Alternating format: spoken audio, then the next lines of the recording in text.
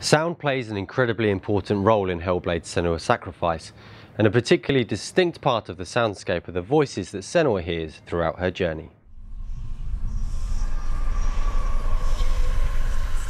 Where are you?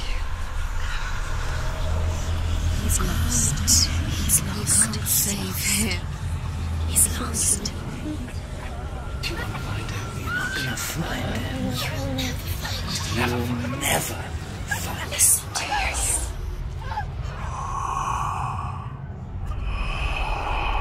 Did you feel him? As part of Senua's experiences of psychosis, she hears voices, something that is very common with mental health difficulties and is experienced by huge numbers of people. You're going to find him. You can find him. I really had no idea what somebody who hears voices actually hears. I mean, do they actually hear voices, or is it more of an internal voice? I really didn't have a concept of what this would sound like.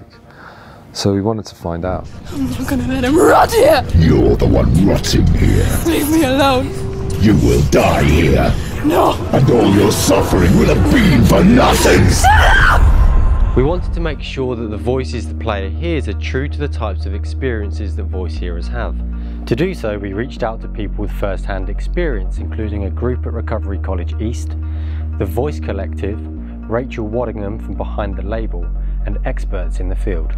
My name's Charles Fernyhough. I'm a professor of psychology at Durham University, and I lead a project called Hearing the Voice, which is looking at the experience of hearing voices, or to use its medical term, auditory verbal hallucinations. They know you're here. They're watching. Hearing voices is an experience that is usually associated with severe mental illness, diagnoses such as schizophrenia, although it's also associated with a number of other psychiatric diagnoses. And crucially, we know that hearing voices is a part of ordinary life for many people who don't meet the criteria for mental illness.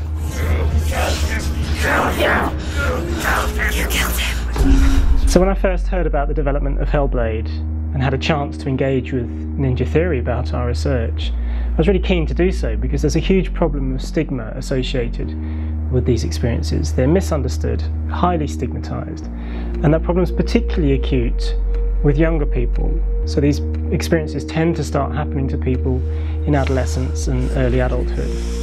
She can see you now. Come in. That was a mistake.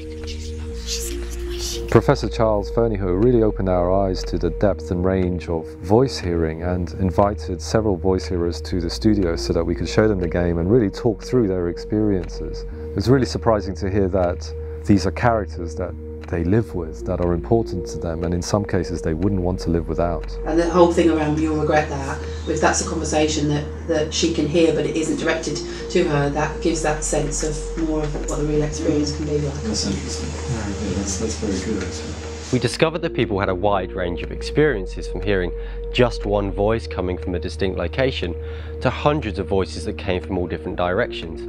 And one thing that stood out to us was that for many people, the voices had distinct personalities and characters, and this was something that we wanted to bring through into the game. Please stop. You'll never come back if you go there.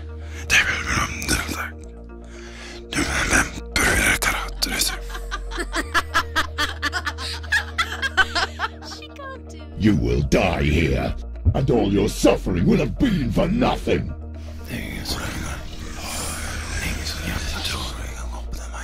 Binaural audio, where you can position the voices in space, reflects better what the voice hearers were telling us they heard. There are many different styles of voices that she hears. Some of them are fully developed characters. There are other characters that are based on people she once knew. Everyone hates her. She's cursed.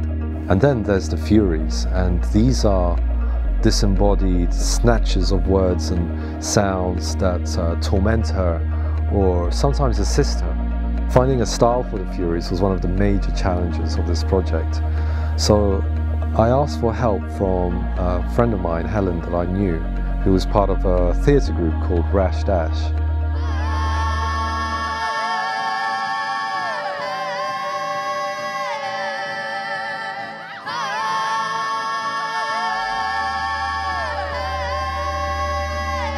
Helen came to the studio with Abby and Mark, and together we worked out how we could make these voices come to life around you. Based on the experiences of the voice heroes, it felt like the voices were far more complex, intertwining and chaotic than we originally envisioned.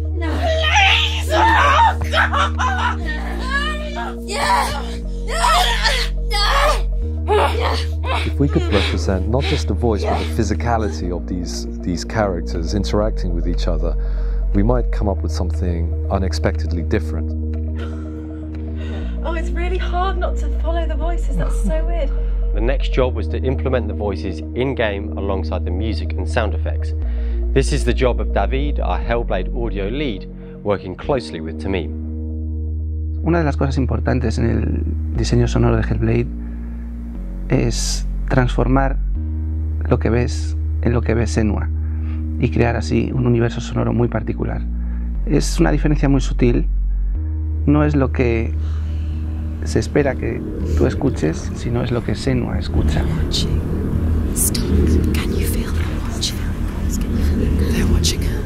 Tener la suerte de contar de primera mano con gente que escucha voces realmente nos ha ayudado a crear una visión más real y más personal. Una de las cosas que hicimos fue presentarles dos versiones de una misma sección del juego con diferentes diseños sonoros. Uno con las voces más limpias y más como las escuchamos normalmente, y otro con las voces mucho más procesadas, más caóticas, más como si fuera más ruido. Y curiosamente la que es más real, más limpia y más clara es la que ellos eligieron, y la que realmente al final es la que más te impacta y más te llama la atención. Contrariamente a lo que se suele hacer en diseño sonoro, que es exagerar todo, bajar el pitch y hacer todo que suene súper grave, nos quedamos con la versión más limpia y más humana al final.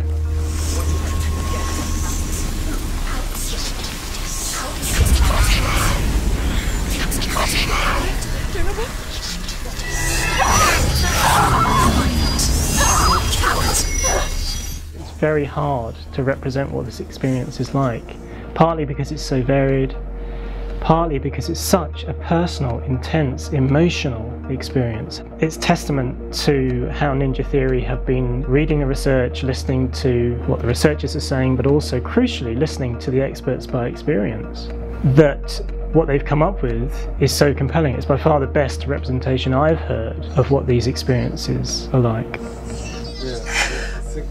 Yeah. Oh, that's not him in real life.